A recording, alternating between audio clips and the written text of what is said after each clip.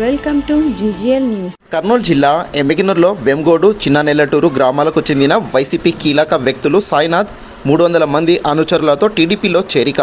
Party కండువా కప్పి పార్టీలోకి ఆహ్వానించిన ఎమ్మిగనూరు ఎమ్మెల్యే జయనాగేశ్వరరెడ్డి.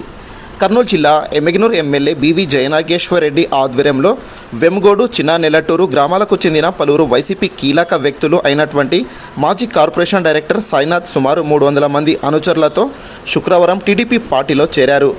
వారిని పార్టీ కండువా కప్పి పార్టీలోకి ఎమ్మెల్యే బీవీ జయనాగేశ్వరరెడ్డి ఆహ్వానించారు. అనంతరం ఎమ్మెల్యే బీవీ జయనాగేశ్వరరెడ్డి మాట్లాడుతూ గత ప్రభుత్వంలో నియోజకవర్గంలో అభివృద్ధి జరగలేదన్నారు.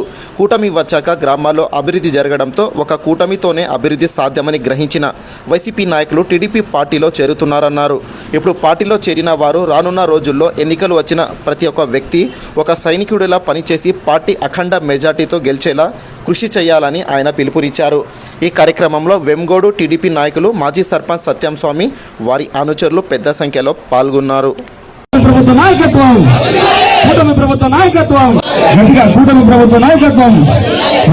నారా చంద్రబాబు నాయుడు గారి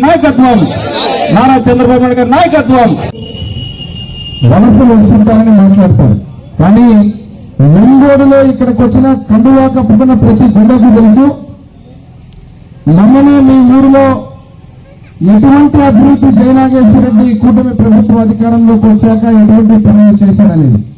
ఈరోజు ఆ అభివృద్ధిని చూసి ఒక్క కూటమి ప్రభుత్వం ముఖ్యమంత్రిగా చంద్రబాబు నాయుడు గారు ఎమ్మెల్యేలో జయనాగేశ్వరరెడ్డి అయితేనే అభివృద్ధి చేస్తారనే నమ్మకంతో ఇంకా కూడా అభివృద్ధిలో ముందుకు తీసుకుపోవాలని మీరందరూ వచ్చి నా నాయకత్వాన్ని, ముఖ్యమంత్రి వర్యులు నారా చంద్రబాబు నాయుడు గారి నాయకత్వాన్ని బలపరిచే విధంగా ఈ రోజు తెలుగుదేశంలో పార్టీకి వచ్చినందుకు మరొక్కసారి మీ అందరికీ శుభాకాంక్షలు. ఎమ్మిగనూరు నియోజకవర్గానికి ముఖద్వారమైనటువంటి ఊరు మన ఊరు వెంగోడు. వెంగోడు వచ్చిందంటేనే ఎమ్మిగనూరు బార్డర్ మొదలైనట్టుగా.